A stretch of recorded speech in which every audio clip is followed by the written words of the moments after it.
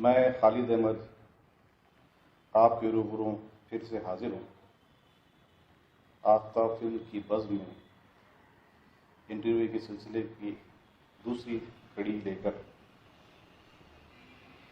हम जो इंटरव्यू पेश कर रहे हैं उनका मकसद ये है कि उन लोगों को हम आपसे मुतारिफ करवा सकें जिन्होंने शहर के लिए बहुत कारहाय नुमाया अंजाम दिए। इस शहर के लिए उन्होंने बहुत कुछ किया। ऐसे ही कई लोग हैं जिनमें से एक शख्सियत डॉक्टर महेश सरोदे की है। डॉक्टर महेश सरोदे मेरे अच्छे दोस्तों में से हैं। मेरी मुलाकात इनसे सकाड़ के एक प्रोग्राम में हुई थी। सकाड़ ने एक 2003 में गालिबन या 2004 में एक चतुर्शताब्दी या 4 साल जश्न औरंगाबाद के नाम से एक प्रोग्राम, एक मीटिंग मुनक़्क़द की थी जिसमें आर्टिस्ट को भी बुलाया गया था। और उस वक्त उस मीटिंग में डॉक्टर महेश सरोदे से मेरी मुलाकात हुई थी। उसके बाद से हमारी मुलाकातें होती रही और दोस्ती बढ़ती गई और आज ये दोस्ती एक रिश्तेदारी की तरह है। अगर ये कहा जाए कि हम दो भाई हैं, एक मुस्लिम है और एक हिंदू है, तो बेजा ना होगा। तो आइए मैं मिलाता हूँ आपसे जनाब डॉक्टर महेश सरोदे साहब से।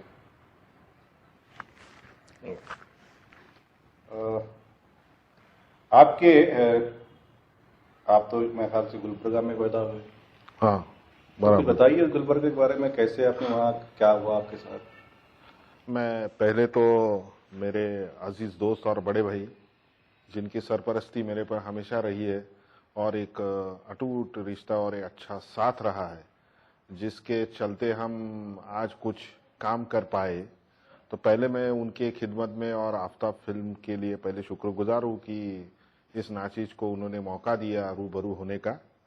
और मेरी पैदाइशी गुलबर्गा की है, मेरे वालिदैन पूना के हैं और मेरी ननिहाल गुलबर्गा का रहा है। गुलबर्गा की पैदाइश, गुलबर्गा तो जैसे कि आप जानते हैं दक्कन का एक बहुत बड़ा शहर है और बहमनी साम्राज्य की राजधानी एवं सूफी संतों का शहर गुलबर्गा और वारकरी संप्रदाय लिंगायत पंथ के महात्मा बसवेश्वर जो एक समाज सुधारक भी रहे, रिफॉर्मिस्ट रहे, ऐसे शहर में मेरा जन्म हुआ। तो जन्म से ही मैं एक मिश्र जो सांस्कृतिक एक कल्चर होता है वो मेरे इसमें आया और वही संस्कार मेरे ऊपर बढ़ते गए। और औरंगाबाद भी एक दक्कन का ऐसा शहर है कि जो गुलबर्गा से भी जुड़ा है, पूना से भी जुड़ा है।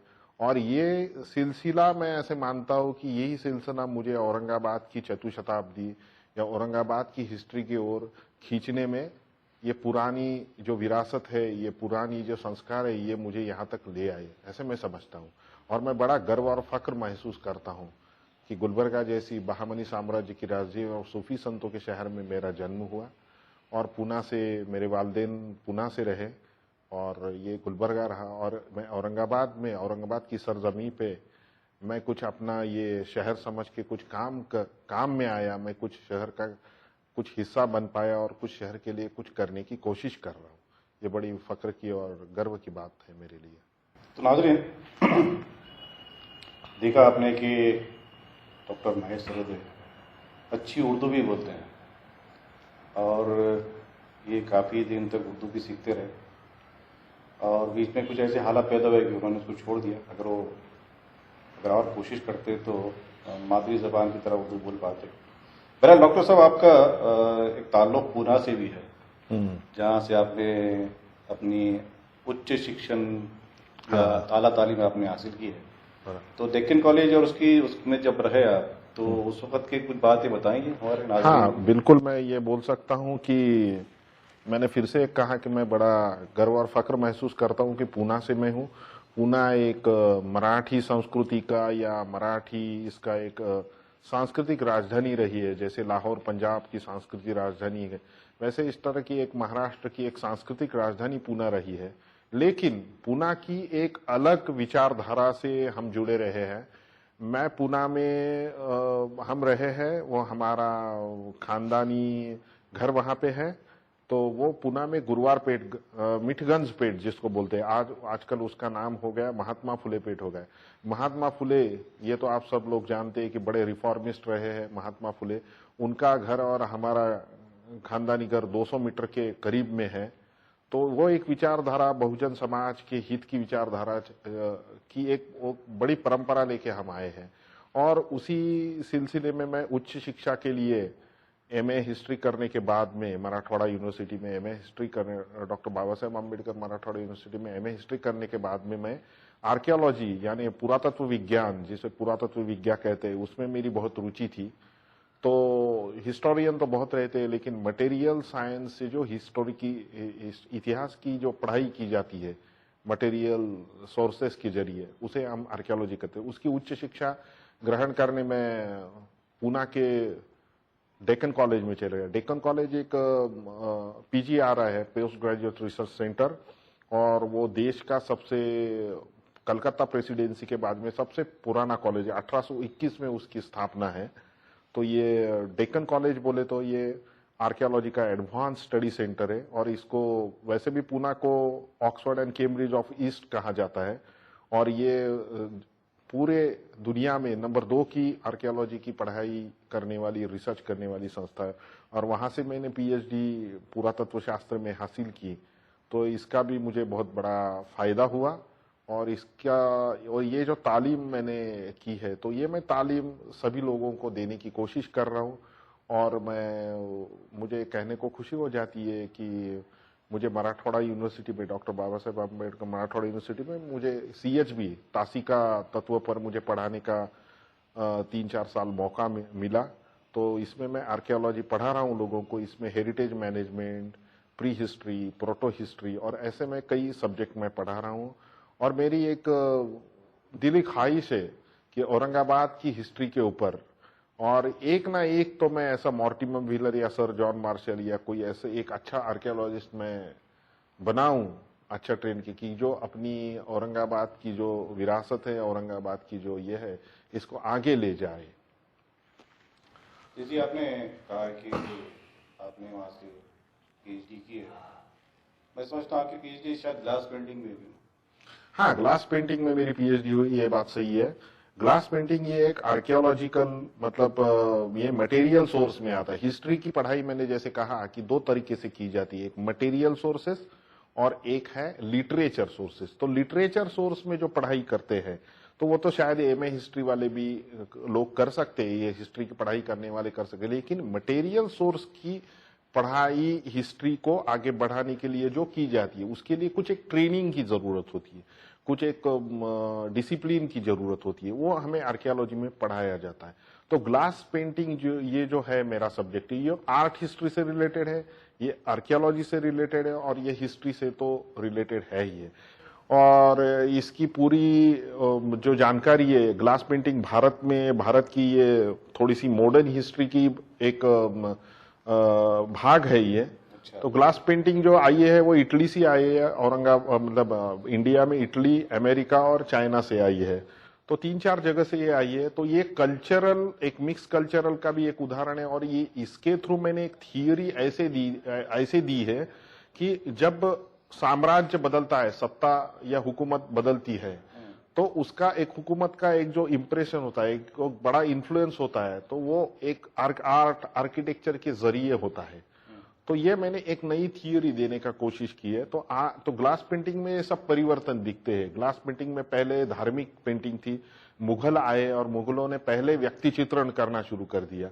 तो ये भारत की पेंटिंग में जो परिवर्तन देखा गया है। तो ग्लास पेंटिंग एक थोड़ी सी मॉडर्न टाइप की आर्ट थी। तो उसमें फिर ब्रिटिश लोग आए, ब्रिटिश लोगों ने फिर सब ग्लास पेंटिंग शुरू की। फिर उसके बाद में जब ये ग्लास पेंटिंग, जब तक राजा रवि वर्मा और मड़वली लोनावाड़ा के बाजू में है पूना में, तो जब प्रिंटिंग प्रेस शुरू हो गई तब तक ग्लास पेंटिंग की एक बहुत बड़ी 200 साल की परंपरा चलती रही। तो उसके बाद में जब प्रिंटिंग प्रेस डाला गया मड़ौली में, लोनावाड़ा के बाजू, उसके बाद में ग्लास पेंटिंग की परंपरा खत्म हो गई। तो ग्लास पेंटिंग औरंगाबाद में भी बहुत है। ग्लास पेंटिंग, पेंटिंग ये सब्जेक्ट इसलिए आर्कियोलॉजी और हिस्ट्री से रिलेटेड है कि पेंटिंग में जो भी कुछ आता है उसकी पूरी पढ़ाई करनी है। आर्ट आर्किटेक्चर आता है, उसमें लाइफस्टाइल है, तो उसमें वस्त्र प्रावरण आते हैं, उसमें ऑर्नामेंट्स आते हैं, उसमें सब युद्ध प्रसंग आते हैं, सब चीजें उसमें आती है। इसलिए एक पेंटिंग की पढ़ाई करना बोले तो पूरा मटेरियल्सों से पूरी इसमें पढ़ाई आ जाती है।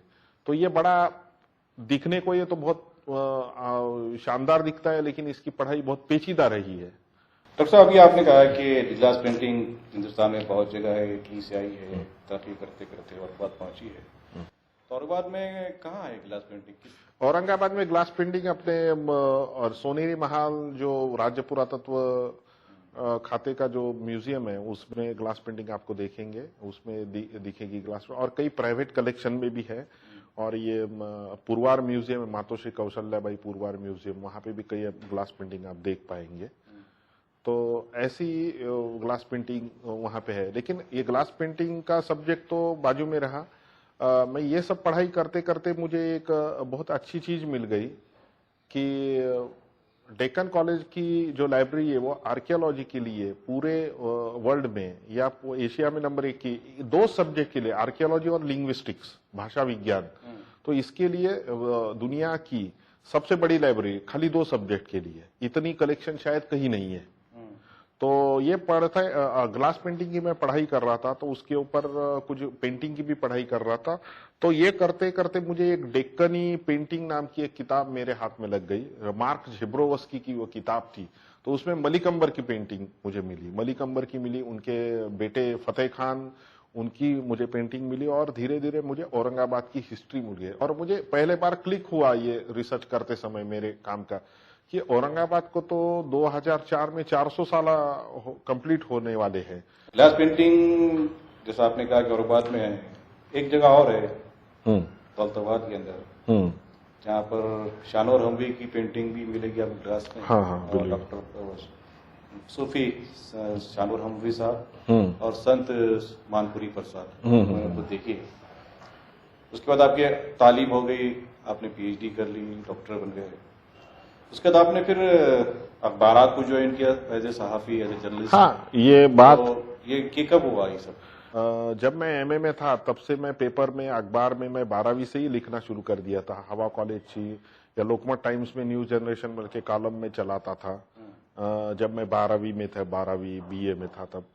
तो मैंने MA तो एज ए एक्सटर्नल कंप्लीट किया। मैं नौकरी करते करते मैंने MA किया। तो मुझे MA में बात ये हो पाई कि मैं MA में क्लास नहीं ले पाया। मतलब MA में मैं फर्स्ट क्लास या B+ जिसको कहते हैं 55% नहीं मिला, वो मुझे नहीं मिला। तो मेरा एकेडमिक में प्राध्यापक या फिर मास्टर होने का सपना थोड़ा पीछे पड़ गया।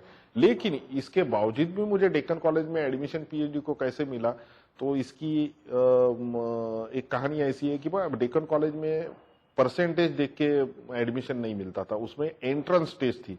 जब एंट्रेंस टेस्ट का कई भारत में कोई पता भी नहीं था तब। एक लैंग्वेज की एंट्रेंस टेस्ट होती थी और एक सब्जेक्ट की गहराई, आप नॉलेज कितने, ये देखने के लिए कि सब्जेक्ट के एंट्रेंस। तो एंट्रेंस टेस्ट में शायद मैं पहले 5 में कुछ आ गया था, पहले आ गया था। तो मेरा कुछ काम भी था, मेरे कुछ आर्टिकल हिस्ट्री के ऊपर पेपर में। मैं पहले BA के पहले मैं यूथ के इस पर मैं आर्टिकल लिखता था। लेकिन जैसे मैं MA हो गया तो मैंने हिस्ट्री के ऊपर आर्टिकल लिखना शुरू कर दी। औरंगाबाद की हिस्ट्री में मुझे दिलचस्पी बढ़ गई थोड़ी, और धीरे धीरे वो मेरा काम भी था, तो मेरा इंटरेस्ट भी बता रहा था। तो डेक्कन कॉलेज के RC कमेटी ने, रजिस्ट्रेशन कमेटी ने मेरा प्रस्ताव मान्य कर लिया और मुझे PhD को दाखिला दे दिया। इस दौरान मैं सकाल में लिखता था, कई पेपरों में मैं लिखता था।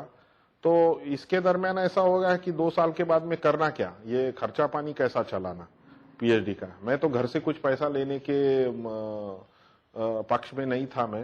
तो सकाल में फिर से सकाल में कुछ जगह निकली, ट्रेनी जर्नलिस्ट की कुछ जगह निकली थी। मैंने इसके भी पहले BA में था तब एक बार कोशिश की थी सकाल में नौकरी करने की, क्योंकि पुणे से हमारा ताल्लुक भी था, हमारे घर में सकाल आता था। तो वो टाइम में ग्रेजुएट नहीं था, इसलिए मुझे सकाल में चांस नहीं मिला था। तो इस टाइम मैं सकाल में जाता था तो सकाल के लोग बोले कि ये हमारी ऐसी जगह निकली है, आप कोशिश करो, आपको शायद आपको सक्सेस आ जाएगा। तो वहां पे भी सकाल में भी प्रिंसिपल नारळीकर इंस्टीट्यूट है पीछे में शनिवारवाड़ा के, वहां पे कुछ एंट्रेंस टेस्ट हो गई, वहां पे कुछ 1000-2000 लोग बैठे थे, उसमें भी मैं पहले 5 में आ गया एंट्रेंस टेस्ट में, 5-10 लोगों में आ गया। तो मेरे को सकाल में एज ए ट्रेनी जर्नलिस्ट, मतलब तब मुझे मालूम नहीं था मैं रिपोर्टर बनूंगा या उपसंपादक बनूंगा टेबल पे, तो मुझे आपने जाके ज्वाइन कर लिया मैंने। औरंगाबाद सकाड़ में आप कैसे आए? तो औरंगाबाद सकाल में आने का हमारा कोई, मैं तो पुणे में अच्छा सेट हुआ था, औरंगाबाद में आने का कोई ये नहीं था।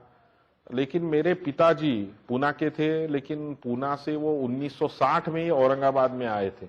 1970 में हमने औरंगाबाद में प्लॉट भी लिया था। औरंगाबाद की सरजमी, औरंगाबाद की आबोहवा उनको बहुत अच्छी लगी। और ये एक वैशिष्ट रहा है कि औरंगाबाद को बाहर के लोगों ने जितना प्रेम किया है, यहाँ के लोगों के तुलना में कभी कभी ऐसा लगता है कि बहुत यहाँ के लोग इतने इंटरेस्टेड नहीं, लेकिन बाहर के लोगों को औरंगाबाद बहुत ज्यादा अट्रैक्ट किया है। तो एक बोलने की बात यह है कि बात का सिलसिला आया है, इसलिए मैं बोलता हूँ कि औरंगाबाद ये बाहर के लोगों के लिए बहुत बड़ा लकी शहर रहा है। औरंगजेब तीसरा राजपुत्र था, तीसरा चौथा, वो सम्राट बन गया। औरंगजेब के बेटे मोहम्मद आजम शाह भी तीसरे नंबर के थे, वो भी सम्राट बन गए। शाहजहां भी यहाँ पे मलिक अंबर को हराया तो शाहजहां भी सम्राट बन गए। यहाँ पे एक रणजी ट्रॉफी चल रही थी बड़ौदा महाराष्ट्र, तो उसमें अंशुमान गायकवाड़ को डायरेक्ट इंडिया की टीम में चांस मिला रणजी ट्रॉफी चलते समय। तो यहाँ ये शहर बाहर के लोग कई लकी साबित हुआ और बाहर के लोगों ने बहुत जी जान के, चाहे मलिक अंबर रहे या आलमगीर बादशाह औरंगजेब रहे, उन्होंने औरंगाबाद की नींव रखी और औरंगाबाद उनके लिए बहुत लकी साबित हुआ और उन्होंने अपना शहर माना, और ऐसा मुझे लगता है। और बाद में डॉक्टर हफीज ज़करिया भी आए, और आज के सारे लोग जो है जो भी ओहदों पर बैठे हैं वो पूरे बाहर की है। और रही बात औरंगाबाद की, तो औरंगाबाद के ना लोगों ने कभी किसी को गैर समझा है, ना औरंगाबादियों ने गैर समझा है, ना खुद औरंगाबाद ने गैर समझा है। औरंगाबाद ने तो आने वालों को अपनी झोली में इस तरह समेट लिया जिस तरह माँ अपने बच्चों को समेट ली। हाँ, बराबर है। बहरहाल ये तो हो गया। उसके बाद आप दिव्य मराठी में हैं आजकल। करीब 14 साल मैंने ड्यूटी की सकाल में, मतलब ये औरंगाबाद के सकाल में कम है उसमें टाइम, जब 10-1 साल हो गए होंगे सकाल में। तो बाद में दिव्य मराठी में एक अच्छा मौका मिल गया हमको, तो दिव्य मराठी में मैं आ गया दिव्य मराठी में। कुछ सैलरी का भी मसला था और कुछ बाकी बातें थी, तरक्की तो चाहते ना, तरक्की की एक बात थी। और मैंने सोचा कि ये नया ग्रुप है, ये बहुत बड़ा ग्रुप है, भास्कर ग्रुप का ये लैंग्वेज पेपर है और इसमें शायद और मौका मिलेगा और हम औरंगाबाद की हिस्ट्री को शायद और आगे ले जाएंगे। जी। तो नाज़रीन, आपने देखा कि इन्होंने भी, डॉक्टर साहब ने एक साहब का जिक्र किया यमाजी मारकर का। तो मुझको याद है कि जब यमाजी मारकर साहब औरंगाबाद सकाड़ के एडिटर हुआ करते थे, तब उनका एक फ़ोन मुझको आया था कि वो मुझसे मिलना चाहते हैं। मैं समझता हूँ ये बात 2004 की ही होगी शायद, या नहीं उसके बाद की है। और फिर मैं वहाँ सकाड़ में गया तो डॉक्टर साहब मौजूद थे, तो मैं इनसे पहले जाके मिला कि भाई यमाजी मारकर साहब ने मुझको बुलाया। तो उन्होंने, मैं हाँ बराबर है, इन्होंने डॉक्टर यमाजी मारकर से बातचीत हुई थी। इनकी ये 1 जून को ना, 1 जून को का जो है तो वर्धापन दिवस एनिवर्सरी मनाया जाता है सकाल का। तो उसमें उन्होंने कहा कि बहुत इसी सिलसिले से हमारी बात हुई, आप यमाजी मारकर साहब से मिले। तो मैं उनके कैबिन में गया तो उन्होंने मुझसे कहा कि अरे भाई, हम इस बार जो है एक नया थीम लेकर आ रहे हैं औरंगाबाद चतुर्शताब्दी के हवाले से, और हम इस कोशिश कर रहे हैं कि औरंगाबाद के लोगों को या औरंगाबाद की चीज़ों को इसमें अपने हाईलाइट करें। तो हम आपको एक जिम्मेदारी देते हैं कि आप तो आपने कई फोटोग्राफ्स के औरंगाबाद के आपके पास है, आपने कई एग्जीबिशंस किया है, तो हम चाहते हैं कि आप एक ऐसी भी एग्जीबिशन हमारे पास करें जिसमें कोई ऐसी इमारत हो या हेरिटेज की इमारत हो जो पहले थी और अब उसकी जगह पर एक दूसरी बिल्डिंग तैयार हो गई, मतलब पहले का औरंगाबाद और आज का औरंगाबाद। तो इस तरह जो है, तो हमने उसको मैं बोला ठीक है, फिर हमने उसको एग्जीबिशन पर हमने में गए और मैंने उस तस्वीरें लगाई थी। और वो एग्जीबिशन जो है तो भोपाल कल्चरल हॉल में हुई थी। नहीं, संत एकनाथ में नहीं, संत एकनाथ में, लेकिन हम जहाँ पे हमारा एग्जीबिशन अच्छा, था वो हाँ। भोपाल कल्चरल हॉल में हुआ करता था। तो बहरहाल ये सब हुआ, बहुत लोग आए थे।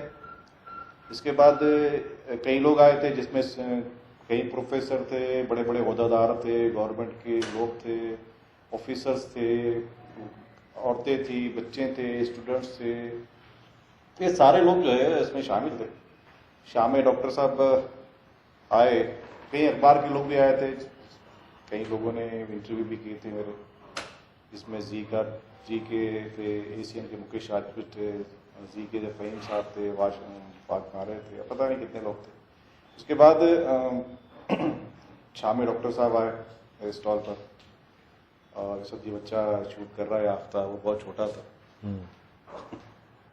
मेरा बेटा, तो वो मेरी बेटी भी थी, वो तो और छोटी थी। तो बहरहाल ये डॉक्टर साहब आए, मुझसे पूछा उन्होंने कि भाई दिन में कौन कौन लोग आपके पास आए, तो मैंने बताया ये लोग आए थे, वो आए थे, वो आए थे। फिर मैंने कहा कि एक और साहब आए थे जो तकरीबन उन्होंने मेरे से पौन घंटा ये सारी तस्वीरों पर गुफ्तगू की, ये सारी बातचीत की, एक एक चीज़ को पूछ रहे थे, ये क्या था, वो क्या था। तो मैं मुझसे पूछा कि कौन थे, तो मैंने बोला मुझको नाम मालूम नहीं उनका। तो इन्होंने कहा कि वो हमारे जो है मालिक थे, वो प्रतापराव पवार, शरद पवार के छोटे भाई। तो वो शरद पवार साहब के जो छोटे भाई जब एग्जीबिशन में आए थे, तो सबसे ज्यादा वक्त उन्होंने वो मेरे स्टॉल पर बिताया था और मुझसे एक एक चीज पूछ रहे थे। उसके बाद एक जमाना, फिर उसके बाद शाम में उनका एक प्रोग्राम होता था जिसमें ये लोग कुछ लोगों को अवार्ड देते थे।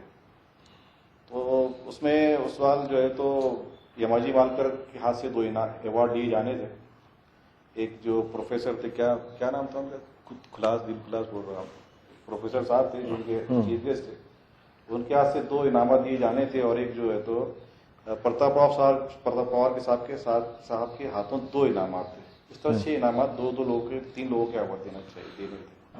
पहले इनाम के ऐलान हुआ, प्रताप पवार साहब ने 2 लोगों को दे दिया। फिर उसके बाद 2 इनाम जो है तो वो प्रोफेसर साहब जो थे, मैं उनका नाम भूल गया, उन्होंने दिए। अब इसके बाद 2 इनाम इनको देने थे, यमाजी मालकर साहब को। तो उसमें फिर छठा 5वां नाम का ऐलान मेरा हुआ वली, और उसमें बताया कि मैंने अरवा शहर के लिए क्या किया। तो उस वक्त प्रतापराव पवार साहब खड़े हुए अपनी जगह से और कहा कि खालिद भाई को इनाम मैं दूंगा। तो मैं समझता हूँ कि नाजरीन, मैं ये समझता हूँ कि वो अवार्ड था वो अवार्ड नहीं था। अवार्ड तो वो था जो प्रतापराव पवार मुझको देना चाहते थे, उन्होंने जब इसकी ख्वाहिश जाहिर की।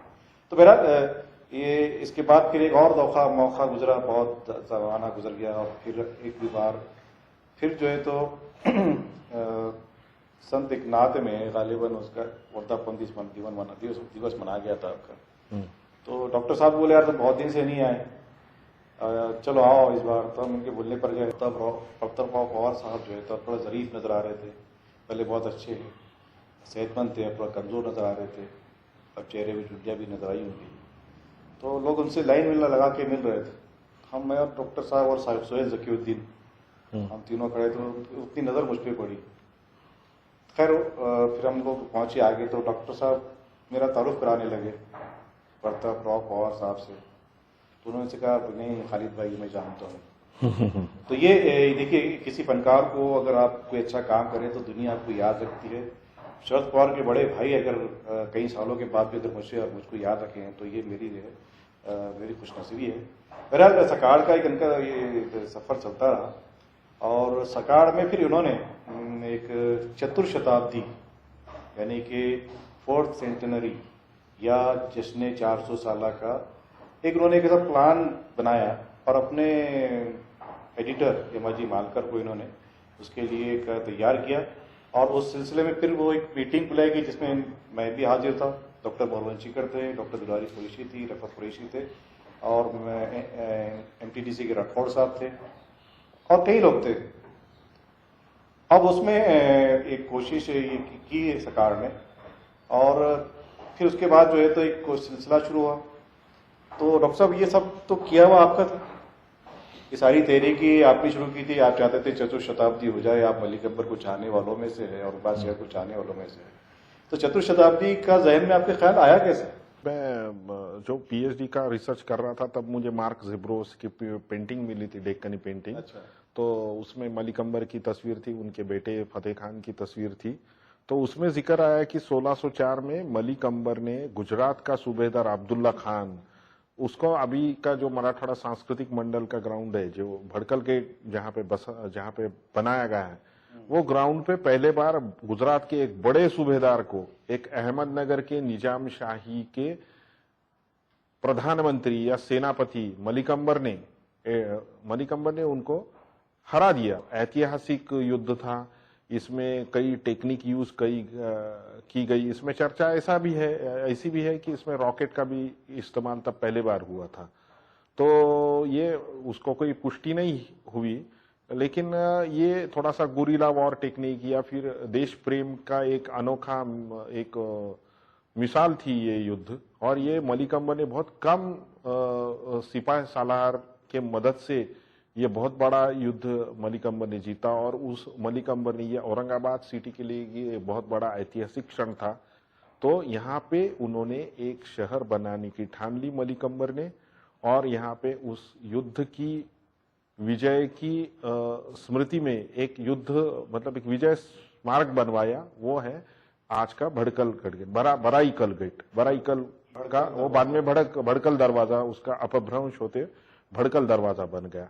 तो बाकी उसके बाद में की जो हिस्ट्री वो सबको मालूम है कि मलिक अंबर की सबने निजाम शाही के शाही दरबार में मलिक अंबर की सबने खिल्लियां उड़ाई कि कारून का खजाना और खिजर की उम्र भी लगी तो औरंगाबाद शहर बसेगा नहीं। आज का औरंगाबाद, तब का फतेहनगर पहले नाम है औरंगाबाद का।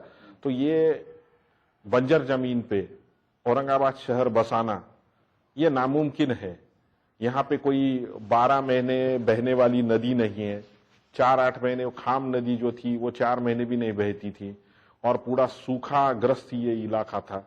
फिर भी मलिक अंबर ने हिम्मत बनाई और मलिक अंबर ने जटवाड़ा की जो हिल्स है, जटवाड़ा की जो पहाड़ी है, वहां से उन्होंने जोबन टेकड़ी, सॉरी जटवाड़ा ने, जोबन टेकड़ी की जो पहाड़ी है आज की औरंगाबाद की पूरब की साइड की तरफ, वहां से उन्होंने नहर खुदवाई।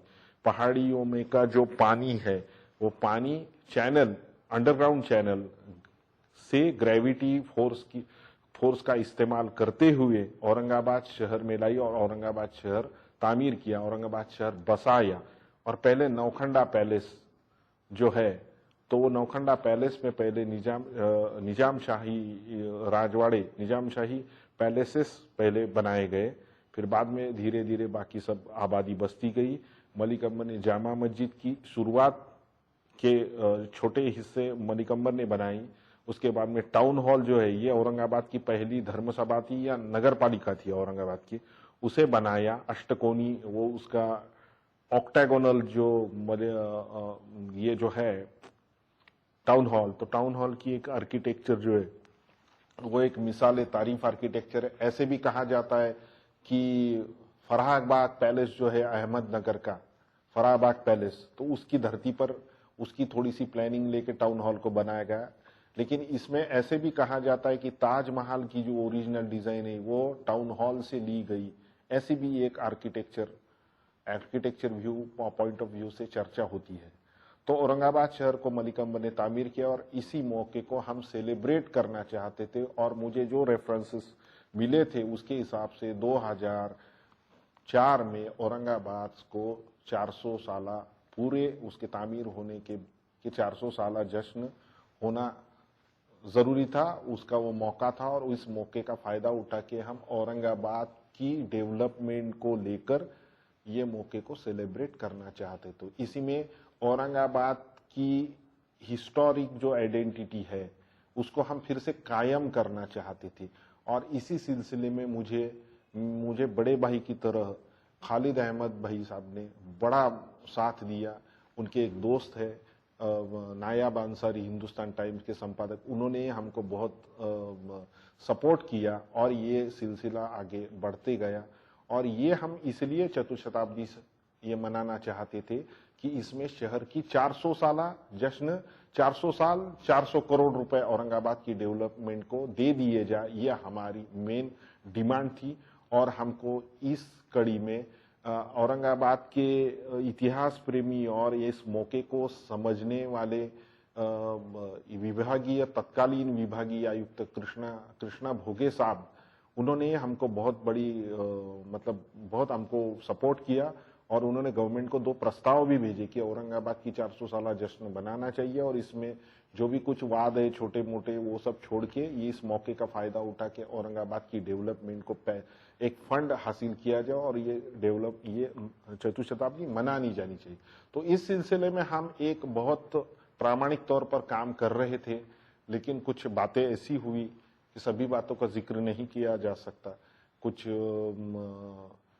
2 पेपर की पहले लड़ाई हो गई, फिर 2 गुटों में ऐसा लगा कि भाई इनको क्रेडिट जा रहा है तो हमें मिलना चाहिए, 2 पार्टियों में वो उसका क्रेडिट कौन ले, तो ये बात हो गई। हम तो पर्दे के पीछे रह के काम कर रहे थे, हमको कोई उसमें इतना ये नहीं था। हमको खाली बस शहर की चतुशताब्दी मनानी चाहिए। शहर का जो हर साल 1-1, 2-2 गेट पूरे गिर जा रहे थे, औरंगाबाद की जो आइडेंटिटी है हिस्टोरिक शहर, तो वो खत्म होते जा रही थी और ये उसके जगह इंडस्ट्रियल टाउन औरंगाबाद, पर्यटन नगरी औरंगाबाद ऐसा आ रहा था। तो ये वो भी कायम हो जाए और औरंगाबाद की आइडेंटिटी, क्योंकि आइडेंटिटी अगर आपकी ये खत्म हो जाती है तो आपकी कुछ सांस्कृतिक कुछ अपनी विरासत रहती नहीं है।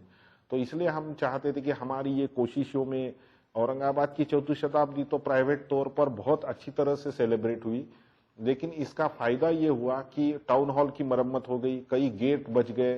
तो 5 गेट को 5 करोड़ महानगर पालिका और स्टेट गवर्नमेंट ने मंजूर किए और कुछ बातें फिर ये किसी ने नहरे अमृत की मरम्मत के लिए हाईकोर्ट में रिट पिटीशन दाखिल किया। ये सब हमारी हिस्ट्री की मूवमेंट जो चली चतुशताब्दी की ओर से, तो ये इसका फायदा शहर को बहुत हुआ।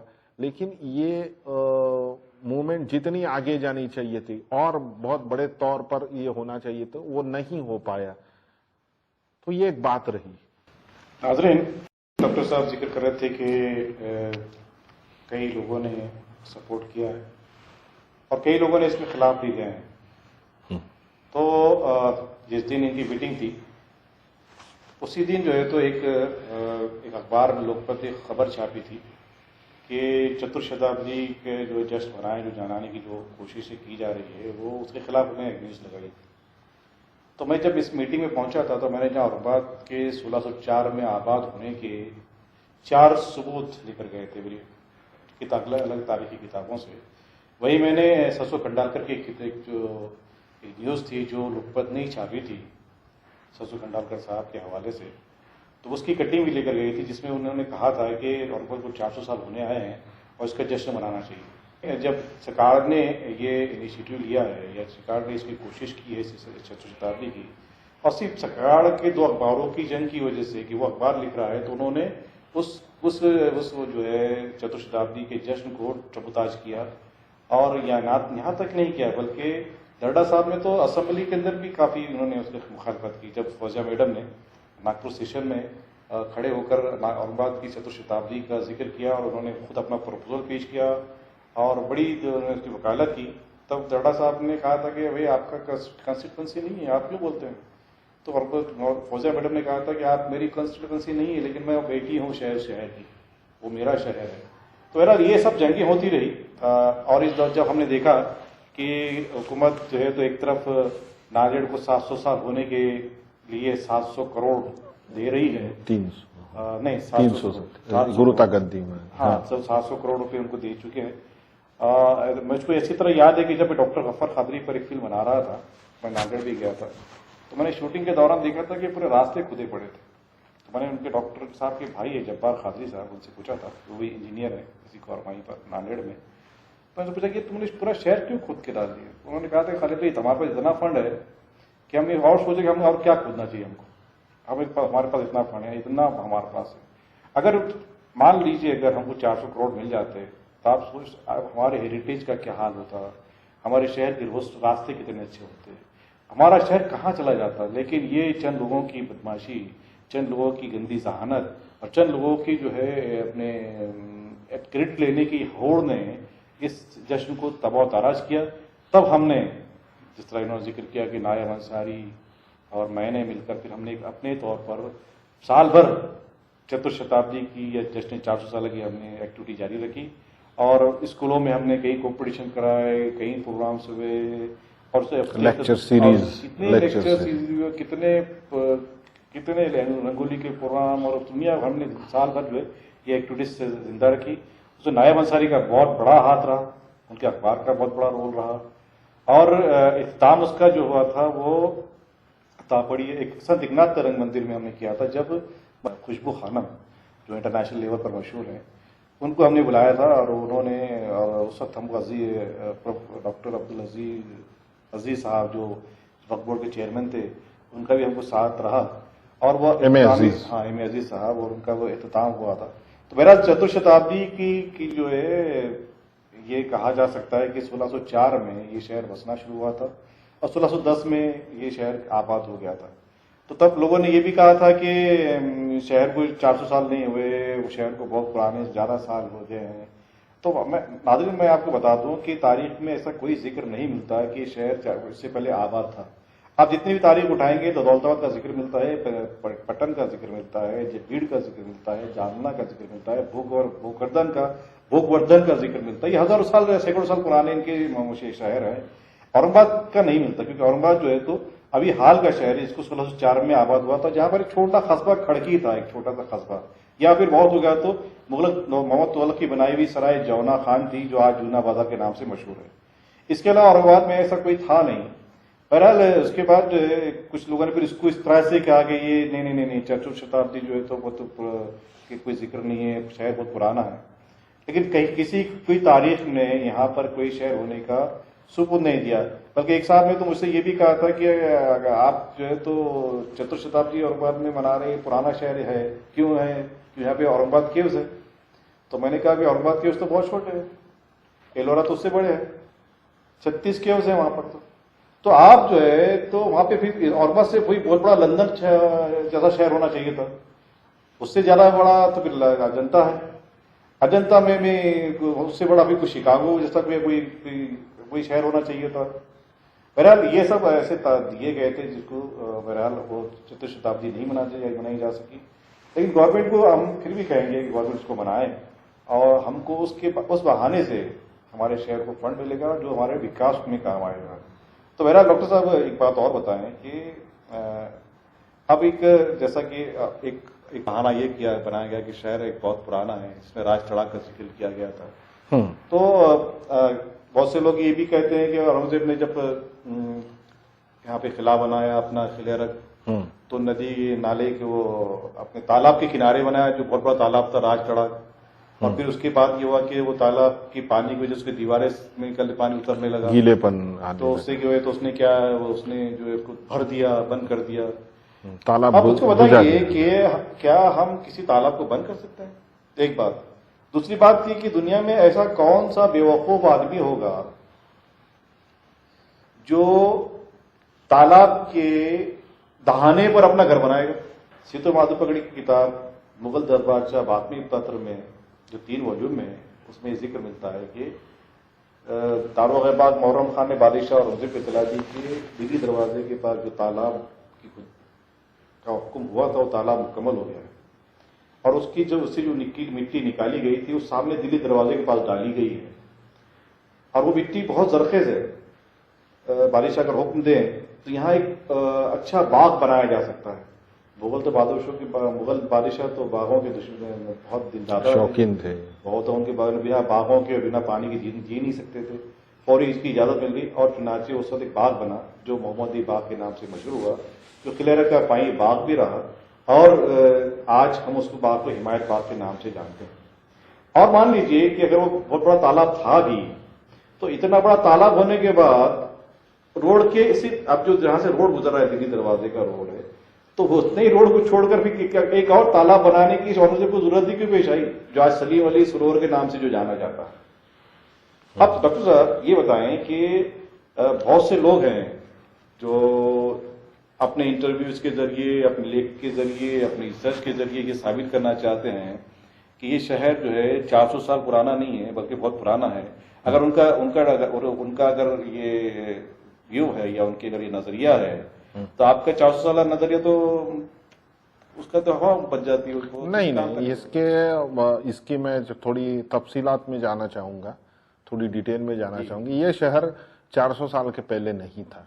मैं बड़े होशो आवाज में और बड़ी जिम्मेदारी से मैं कहता हूं कि देखो, मैं एक आर्कियोलॉजिस्ट हूं, मैं एक आर्कियोलॉजी का स्टूडेंट हूं। आर्कियोलॉजी में इतना बड़ा शहर आज औरंगाबाद शहर बसा है, 20 लाख की तादाद है यहाँ की।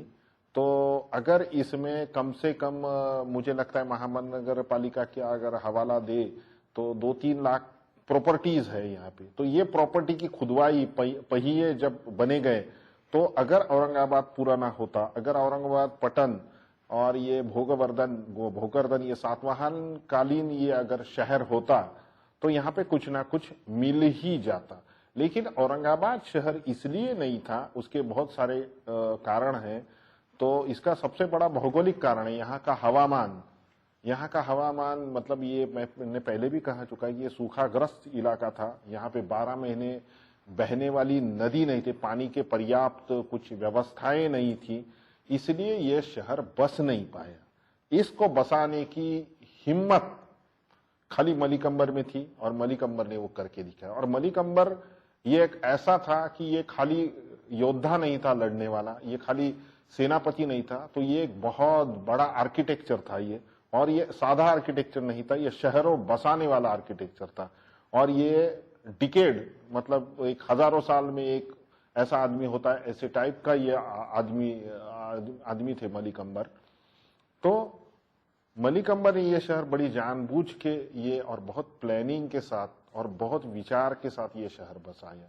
ये शहर यहाँ पे तब कुछ भी नहीं था, खाली ये शहर दौलताबाद के अहते में, मतलब दौलताबाद यहाँ से 14-16 किलोमीटर दूर है। तो दौलताबाद के राजा महाराजा शिकार के लिए यूनिवर्सिटी से औरंगाबाद केव्स और ये दिल्ली गेट तालाब, यहाँ पे ये शिकार का ग्राउंड था, यहाँ पे शिकार करने आते थे।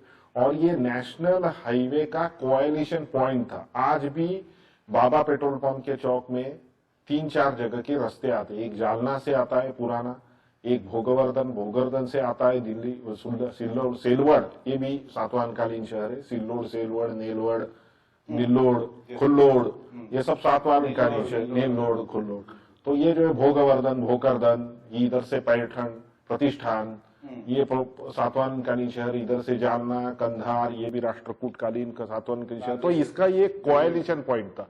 जब औरंगाबाद ये एक नेशनल हाईवे का यानी तत्कालीन प्राचीन व्यापारी मार्ग का अगर ये कोएलिशन पॉइंट है, एक चौक है, तो यहाँ पे शहर होना जरूरी नहीं है। अगर ये शहर होता तो एलोरा और अजंठा में बहुत बड़े शहर मिलने चाहिए थे। तो ये तयशुदा है ये कि यहाँ पे नेशनल हाईवे पुराने प्राचीन राजमार्ग जाते हैं, तो उसके बाजू में, उसके आसपास में यहाँ पे पहाड़ भी है।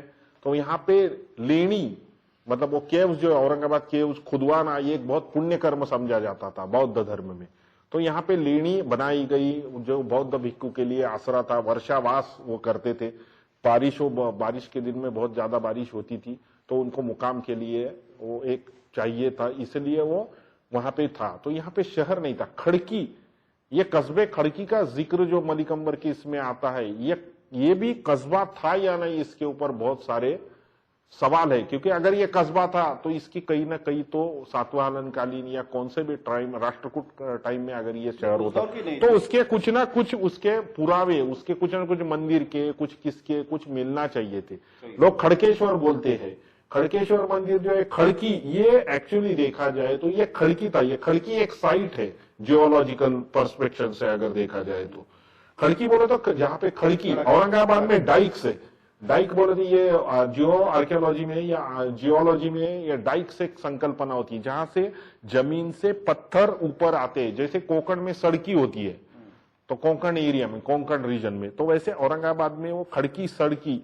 तो खड़की बोलो तो जहां से जमीन के ऊपर से पत्थर आया है, और जहां पे बंजर जमीन है बेसिकली, जहां पे उपजाऊ जमीन नहीं, जहां पे खेती बाड़ी नहीं की जा सकती, जहां पे बस्ती बसाई नहीं जाए, जहां से पानी के पर्याप्त भंडार नहीं है, तो ये ऐसा ये एक रीजन था, ऐसा एक 10, 15, 20 किलोमीटर की एक पट्टी थी कि भाई यहाँ पे कोई शहर नहीं बन सकता, बंजर भूमि थी।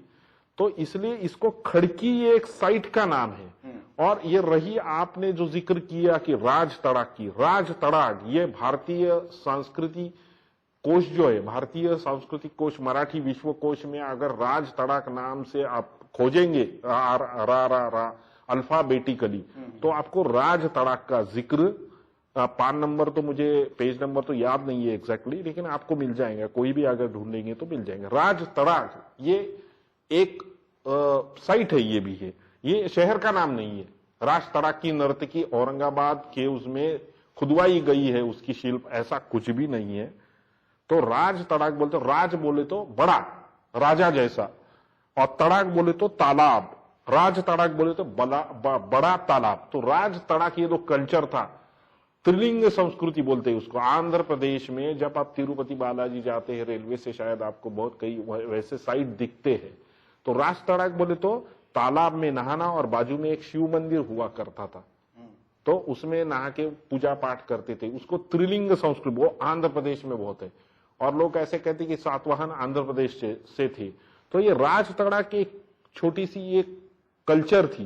राज तड़ाक बोले तो बड़ा तालाब, बाकी कुछ भी नहीं। राज तड़ाक नाम से शहर नहीं था। अगर वो शहर था, अगर वहां पे कुछ तो मंदिर के अवशेष मिलते थे या फिर कुछ तो मिलता था। तो ऐसा कुछ भी टेक्निकली, मैं आर्कियोलॉजी का स्टूडेंट हूं, बहुत मैं जिम्मेदारी से कहता हूं कि कुछ अगर अवशेष मिलते तो हमको ये मान्य करने में कोई दिक्कत नहीं थी। तो ऐसे कोई अवशेष अभी तक जब मिलेंगे तब ये तय होगा। तो अभी तक राज तड़ाक का जिक्र और ये सातवाहन कालीन प्राचीन शहर का या राष्ट्रकूट कालीन शहर का या फिर वाकाटक टाइम में यहाँ पे कुछ था, ऐसे कुछ पुरावे अभी तक मिले नहीं है। हालांकि जटवाड़ा में तुमको बहुत सारे बौद्ध जैन मूर्तियां मिली है, पैठण में सब कुछ मिलता है, तो ऐसा एलोरा में कुछ है, एलोरा भी एलोरा तो बहुत कुछ, हाँ एलोरा में भी प्राचीन राजमार्ग के कुछ अवशेष मिले, लेकिन बस्ती के अवशेष नहीं मिले, शहर के अवशेष नहीं मिले। तो ऐसा कुछ मिला तो हम आगे जा सकते हैं, लेकिन ऐसा अभी तक कुछ नहीं है। तो इसीलिए मैं कहता हूं कि ये शहर मलिकंबर ने बसाया, इसका सीधा साधा जागता सबूत है वो जो जिंदा नहर है जिसमें पानी अभी भी आ रहा है मलिकंबर की नहर में। तो ये शहर मलिकंबर के नाम से ही बसाया, और इसका जिक्र और इसके हमने मलिकंबर को थैंक्स कहने के लिए, मलिकंबर की स्मृति में औरंगाबाद महानगर पालिका का स्थायी समिति सभागृह को मलिकंबर स्थायी समिति सभागृह नाम भी दे दिया है। हालांकि हम ये मानते भी है, एक तरह से मानते भी है, हम मलिकंबर का क्रेडिट मानते हैं इस शहर को, मलिकंबर का पूरा जो है तो वो मानते भी है। तो ये नाम किसने दिया है मलिकंबर का? ये शिवसेना ने ही दिया है। ये ऐसे कहते हैं कि वो बाहर की गेट को नाम देना था, लेकिन वो उन्होंने सभागृह को नाम दे दिया कई शिवसेना लीडर्स ने। तो ऐसा नहीं है कि मलिकंबर सबको अननोन है, ऐसे उसकी क्रेडिट सबको मालूम नहीं है। तो ये तो है ही। तो मैं इसलिए जिम्मेदारी से फिर से कहता हूं कि औरंगाबाद शहर को 400 साल पूरे हो गए। 400 साल मनाना जाना चाहिए। ये इसलिए मनाना जाना चाहिए कि एक तो इसकी शहर की हिस्टोरिकल जो बुनियाद है, तो हिस्टोरिकल जो आइडेंटिटी है वो कायम रहनी चाहिए, और हिस्टोरिकल जो औरंगाबाद में 156 छोटे मोटे लोकल हेरिटेज है वो जैसे के वैसे रहे थे। नहीं तो हमारी ऐसी परंपरा है अभी तक की 50 साल की, हर साल एक एक दो दो लोकल हेरिटेज मॉन्यूमेंट धराशय हो जाते हैं। तो ये जो कुछ बचे कुचे है वो बचना चाहिए। और औरंगाबाद शहर ये बेसिकली मैं कहता हूं कि ये दक्खन का शूभा रह चुका है। बाद में इसी सिलसिले के मलिकंबर के इस सिलसिले को जारी रखते हुए आलमगीर बादशाह औरंगजेब ने इसी शहर को फिर से आबाद किया, और औरंगजेब ने किले अर्क बनाया। किले अर्क बोले तो लाल किला की प्रतिकृति मॉडल। तो लाल किले में दिल्ली की जो जो चीजें हैं वो हमारे किले अर्क में भी है। किले अर्क में कई फसीले हैं, शाही नौबत दरवाजा है। तो मुझे ये कहना है कि लाहौर मुगल साम्राज्य का औरंगाबाद दक्खन का सूबा था, ये तो आप जानते हैं। और ये लाहौर ये पश्चिम सूबा था, और ढाका ये पूरब का सूबा था मुगलों का। तो यहाँ पे ऐसे किले हैं, और वो जो किले है, लाहौर का जो किला है वो एकदम लाल किले से भी अच्छा रखा हुआ है, लाल किले जैसा अच्छा है लाहौर का किला। और वैसे ही ढाके का लाल बाग किला है, वो भी जैसे के वैसे मजबूत रखा है। तो मुझे, और श्रीनगर भी थोड़ा सा उत्तर सूबा है, लेकिन श्रीनगर पूरा दर्जा नहीं था। श्रीनगर को भी मुगल साम्राज्य का उत्तर का सूबा कहा जा सकता है, लेकिन वो श्रीनगर में ठंड बहुत रहती है, इसलिए वो उन्हाड़ी समर राजधानी रही है, मतलब वो धूपकाल की राजधानी रही है। तो आधा अधूरा उसको भी श्रीनगर को दर, श्रीनगर में भी दुर्रानी किला है, श्रीनगर में हरि प्रभात फोर्ट, वो क्या बोलते वो पहाड़ है, उसके ऊपर दुर्रानी किला है। तो वो भी मुगलों का एक सत्ता केंद्र रहा है। तो मेरा कहने का मतलब कि ये शाही किले अर्क जो है, ये इसकी पूरी खंडहर बना दी गई है, और इसके ऊपर जो तोफ वगैरह थे पहले, जो उसकी जो समृद्धि थी, उसकी जो एक वैभव था, वो वैभव पूरा गया। और उसके शाही महल के अहाते में समाज कल्याण के हॉस्टल बने हैं, ठीक है, वो अलग बात है। लेकिन मैं ये कहता हूं कि अगर ये किले अर्क अगर अच्छे तरह से लाहौर के किले की तरह या लाल किला की तरह बनाया जाए, क्योंकि यहाँ पे ये जो चीजें है, अभी भी शाही मस्जिद इंटैक्ट है, जनाना मस्जिद इंटैक्ट है, और ये बाकी 4-5 जो महलात है वो अभी भी, ये मर्दाना महल अच्छा है, जनाना महल पूरा धराशाय होने की खंडर, और वो कभी भी गिर सकता है। तो ये भी ये जो चीजें ये संभाल के रखनी चाहिए। इसके लिए भी हम चतुशताब्दी औरंगाबाद की 400 साला जश्न मनाना चाहते थे। ये कई ऐसे मसाइल थे, ये कई मसले हैं, ये वो इतिहास प्रेमियों के लिए अस्वस्थ करने वाली बातें हैं। जो लोग औरंगाबाद को 400 साल से ज़्यादा बताना चाहते हैं, उसमें अभी बहुत से लोग हैं जो औरंगाबाद के तो है नहीं, लेकिन औरंगाबाद में आकर औरंगाबाद में पेट पालने के लिए आए। और अब वो लोग तय कर रहे हैं कि औरंगाबाद में मलिक अंबर ने पहली रॉकेट चला, जो आपने भी जिक्र किया। तो नाज़रीन ने अक्सर ये लोग ये कहते हैं कि मलिक अंबर ने जो है रॉकेट का निर्माण ईजाद की है। दुनिया इस बात को मानती है कि टीपू सुल्तान जो है पहले रॉकेट बनाया था, पहला दुनिया का रॉकेट। और उस जमाने में जो लोग कहते हैं कि वो मलिक अंबर ने, जो डॉक्टर साहब ने भी जिक्र किया है, और बहुत से लोग करते हैं जो बेवकूफ़ी है।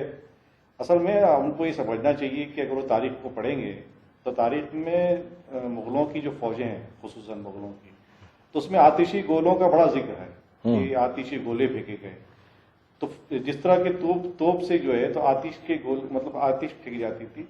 मान लीजिए आतिशी गोला अगर फेंका जाता था तो वो किसी जगह गिरता तो वहां आग लग जाती थी।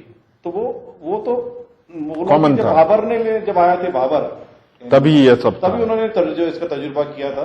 और एक मरतबा तो है कि एक मरतबा बाबर जब तोप बन रही थी तो बाबर खुद मौजूद थे उसका, वो तोप बनते वक्त, और तोप जब इत्तेफाक से तोप में कुछ कमी रह गई थी बनने में, वो तोप फटी थी, तो बाबर उसमें से बचा भी था। अब ये जो लोग हमारे शहर में आए हैं पेट पालने के लिए आए हैं, अब पेट पालते पालते वो हमको सिखाने लगे हैं कि हमारा शहर जो है तो हजारों साल पुराना है। ऐसे लोगों को क्या मैसेज देंगे आप? मैंने पहले भी कहा कि यहाँ पे कोई पुरावे नहीं मिल रहे, कोई मटेरियल एविडेंसेस कुछ मिल नहीं रहे हैं, तो इसलिए हम नहीं बोल सकते। तो आप ऐसे जो कुछ बातें करते, जो हमको आके सिखाते शहर की हिस्ट्री के बारे में, तो कई इतिहासकार है शहर में, पहले भी थे, अभी भी है, और अभी चलते रहेंगे आगे भी।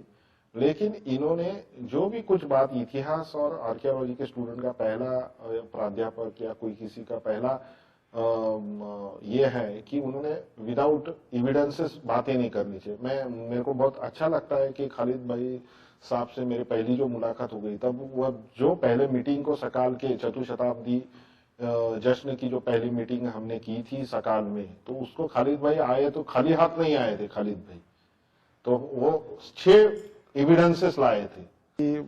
जो लोग बाहर से आते हैं और हमको शहर की हिस्ट्री के बारे में बोलते हैं, उनका इतिहास प्रेम मैं समझ सकता हूं, लेकिन ये बच्चों जैसी बातें, अटपटी बातें नहीं करनी चाहिए। बातें बिल्कुल कर सकते हैं, आप अपना मत व्यक्त कर सकते हैं। हाँ। लेकिन तारीख मत व्यक्त करने से पहले आपसे सबूत मांगती है, हाँ। वेरिफिकेशन मांगती है कि आप जो ये चीज पेश कर रहे हैं इसका आपके पास क्या सबूत है, कौन सी हिस्ट्री की बुक आपको बताती है कि ये सब हुआ था। तो ऐसा क्या इनके पास है कुछ भी नहीं है। तो इसलिए मैं एक मिसाल देना चाहता था, तो जो आपकी मिसाल है, तो आप जब पहले बार मुझे रूबरू हुए चतुशताब्दी की मीटिंग में सकाल में, तो आप छह पुख्ते सबूतों के साथ आप पेश हुए थे मेरे साथ। और ये पुख्ते सबूत जो है, इसकी अहमियत क्या है, शायद शहर में मेरे से ज्यादा कोई नहीं जानता था। इसलिए मैंने इनकी इन डेप्थ पहले मीटिंग में ही जान ली थी कि भाई ये कौन है, क्या कर सकते हैं। तो तब से मेरी इनकी दोस्ती बरकरार रही है। आज हमारे फैमिली टर्म्स है और हम आज 14 साल हो गए, 14-15 साल, तो हमारा दोस्ती का सिलसिला जारी है। तो मुझे कहने का मतलब, मैं दूसरों को इनका ही उदाहरण दूंगा। अगर आपको कुछ कहना है हिस्ट्री के बारे में, आप प्रेमी या इतिहास प्रेमी, वेलकम, आप कुछ करके दिखाइए। आप एखादा गेट टूट रहा है, एखादा लोकल हेरिटेज मॉन्यूमेंट में एनक्रोचमेंट हो रहा है, उसका सौंदर्यीकरण को लोग उसको बाधा पहुंचा रहे हैं, तो ये कुछ करो। या फिर आपको इतिहास के बारे में बोलना है तो तुरंत स्कॉलर मत बनो, कुछ पढ़ो, कम से कम औरंगाबाद डिस्ट्रिक्ट गैजेटियर पढ़ो, संस्कृति कोश पढ़ो, एनसाइक्लोपीडियाज पढ़ो, कुछ तो करो। तो एक पुख्ता सबूत के साथ सामने आए और बिल्कुल शहर के बारे में बोलिए, आपका स्वागत रहेगा। लेकिन बिना कुछ सोचे समझे कुछ बात करना अच्छी बात नहीं है। हमारा तो हम तो पर्दे के पीछे रहने वाले लोग हैं। हमने कई इतिहासकारों को हमने आगे लाए, और मैं तो जर्नलिस्ट हूँ, और मैं तो सकाल में था, आज मैं दिव्य मराठी में हूँ, सीनियर करस्पॉन्डेंट, कमर्शियल करस्पॉन्डेंट बन के काम कर रहा हूँ। तो हम प्रेस में भी बिना सबूत के कुछ बात नहीं करते, और हिस्ट्री में भी बिना सबूत के कुछ बात नहीं होती। तो ये बात करते समय एक जिम्मेदारी का एहसास रखें और शहर के हिस्ट्री को, शहर के आइडेंटिटी को आगे ले जाए। देखिए नाज़रीन, आपकी डॉक्टर साहब ने बड़ी अच्छी बात की कि जैसा ये अखबार में कोई नई खबर छापते हैं या कोई आर्टिकल लगाते हैं तो इसका भी कोई सबूत रखते हैं तो छापते हैं। हालांकि अखबार की तो जिंदगी कितनी है, आज का अखबार कल की रद्दी होती है। जहाँ पर तब भी ये लोग अखबार वाले इस बात का ख्याल करते हैं कि कोई भी बात बिना किसी हवाले के या बिना किसी वेरिफिकेशन के वो ना जाए पब्लिक में, जो कल रद्दी होने वाला है।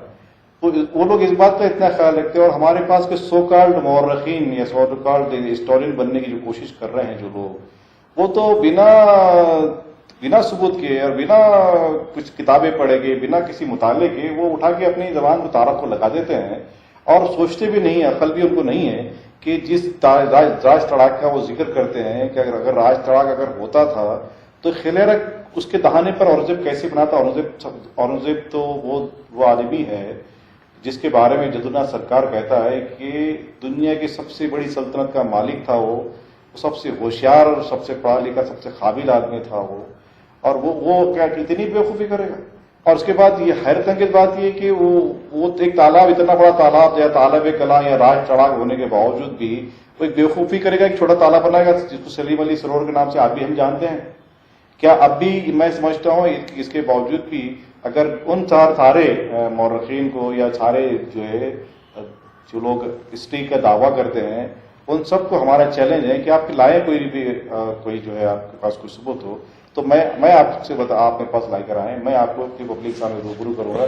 और डॉक्टर साहब की बात को या हमारी बात को हम कहते खुद हम कहते उसकी माफी मांगेंगे आपके सामने। है अगर आपके पास ऐसा कोई जरिया या ऐसा कोई सोर्स या कोई ऐसी हिस्ट्री बुक जो साबित कर सके कि औरंगाबाद में कभी कोई राज तड़ाक हुआ करता था।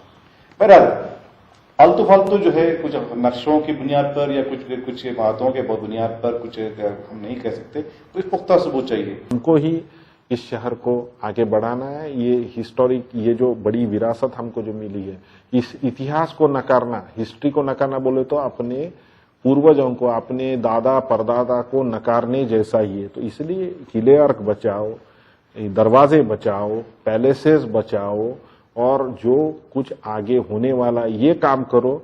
बल्कि ये काम मत करो कि इसको 400 साल पहले था या नहीं था शहर। ये इसमें समय गंवाने से अच्छा है कि ये शहर की चतुशताब्दी, ये 400 सालाना जश्न मनाओ, कुछ अच्छी फंडिंग ले आओ, और इस शहर को आगे ले जाओ, ये मैं कहूँगा। और ये शहर की चतुशताब्दी अच्छी तरह से मनानी चाहिए। तो हम ये कोशिश हमारी यही रही कि अगर 400 करोड़ रुपए अगर मिलते हैं तो जैसा जिक्र किए किले रख का, तो किले रख की तामीर होती, किले रख के साथ उसकी फसलों की तामीर होती, उसके दरवाजे बनाए जाते। उसके बाद मकबरे के जो है पीछे जो बेगमपुरा है या दूसरे और मोनूमेंट्स है, पंचक्की है, कितने हैं, नहरें हैं, हमारे रास्ते जो अब जो है शहर के रास्ते गढ़ों में तब्दील हो गए हैं। इतना सब काम है और हमको फंड की बहुत ज़रूरत है। तो हम ये बजाय ये सोचने के कि हम उसको इस फंड को लाने से हमको हमारे शहर का विकास होगा, बजाय हम ये सोचने की हमने अपने आप को, हमारे लोगों ने जो है जो बाहर से आए हुए हैं, खास सारे लोग ही जो लोग हैं जिनका ताल्लुक औरंगाबाद से नहीं है, ये औरंगाबाद में पेट तो पालते हैं लेकिन औरंगाबाद के दुश्मन बने हुए हैं। 400 साल जश्न के हवाले से हम ये कह सकते हैं कि हमको खलियारत की तामीर करनी चाहिए। उसके बाद आज जहाँ पे जैसा जिक्र किया डॉक्टर साहब ने कि नहरों की तारीफ नहीं कि वहाँ पर उन्होंने जो है तो बजाय खलियारत को बनाने के वहाँ खलियारत का जो बाग था, पानी बाग जिसको कहते, जो नौबत दरवाजे के सामने था, उसको तोड़कर वहाँ पर जो है सीमेंट का जंगल बना दिया और सोशल समाज कल्याण की जो है बिल्डिंग है जहाँ पे बच्चियाँ रहती हैं। अच्छी बात है, लेकिन आप जो है तो 400 साल हेरिटेज को खत्म करके वहाँ बिल्डिंग बनाएंगे। आपको अगर बिल्डिंग बनानी तो आपको जगह नहीं थी क्या? मतलब ये शहर को क्या हम हेरिटेज को इसी तरह बर्बाद करेंगे क्या? हमारी कोई जिम्मेदारी नहीं बनती? जिस तरह डॉक्टर साहब ने जिक्र किया है कि अगर आप जो देखेंगे जो दूसरी दुनिया में जाएंगे, हमारे शहर से बाहर, हिंदुस्तान से बाहर जब जाएंगे तो हेरिटेज कैसे संभाल कर रखा है उन्होंने। हमारे पास जो है हमारी जो हम जाते हैं किसी हेरिटेज की दुकान पर देखने के लिए, तो उनकी दीवारों पर लिखे हुए थे नाम लड़कियों लड़कियों के, बेढंग के तरीके से वो तीर के निशान बनाए जाते हैं उसके पर। और ये वहां पे जो है गिनती गंदगी होती है। एएसआई क्या कर रहा है? स्टेट आर्कियोलॉजी क्या कर रहा है? या हमारे महानगर पालिका हमसे क्या कर रहा है? डिवीजन कमिश्नर अपनी जिम्मेदारी निभाते हैं क्या कलेक्टर निभाते हैं क्या? ये जब आते हैं सारे ऑफिस अफसरान तो बड़े बड़े आलीशान हमारे महलों में रहते हैं। दुरेशवाल के मैडम शहजादी दुरेशवाल के बंगले में जो कलेक्टर साहब रहते हैं, गुलशन महल के अंदर जो निजाम का बंगला था उसके अंदर डिवीजन कमिश्नर रहते हैं, एलएफआई कमिश्नर रहते हैं। इतने आलीशान बंगलों में रहते हैं जो आपको हिंदुस्तान में कहीं और मिलता नहीं है। और आप क्या करते उसके बदले में शहर के लिए? जब टूटती है नहरें और जब हम आपको मेरोनम लेकर जाते हैं तो आप उसकी तरफ कुछ करते नहीं है क्या? आपकी कोई जिम्मेदारी नहीं है? तो बहरहाल हम सभी को एहसास दिलाना चाहते हैं कि ये शहर अगर इसी तरह टूटता रहा, और देखिए आज भी इसी वक्त भी कोई ना कोई कुछ ना कुछ तोड़ रहा है। हर आदमी कुछ ना कुछ तोड़ता रहता है। कोई घर फसील तोड़ रहा है, कोई दरवाजा तोड़ रहा है, कोई कुछ तोड़ रहा है, कुछ तोड़ रहा है, या अपने लालच के लिए सब तोड़ते बैठे हैं। तो वैसे भी इतना ही कह सकता हूँ नाजरीन कि अगर हमने अपने शहर को नहीं बचाया तो याद रखें आने वाली नस्लें हमें इस जुर्म के लिए कभी माफ नहीं करेंगी, और उनके लिए हम क्या छोड़ जाएंगे? सीमेंट का जंगल। खैर बहरहाल डॉक्टर साहब आपका बहुत शुक्रिया कि आपका भी हमारी बज़्मिश आए और हमारे नाजरीन के लिए अपने वक्त दिया, उनके लिए अपने ख्यालात का इजहार किया। हम आपके बहुत ममनून मशकूर हैं। तो नाजरीन ये थे डॉक्टर महेश सरोदे। हम फिर आपसे मिलेंगे अगली बार किसी और शख्सियत के साथ, किसी और मामले में या किसी और मुद्दे पर। तब तक के लिए इजाज़त दीजिए। बहुत शुक्रिया।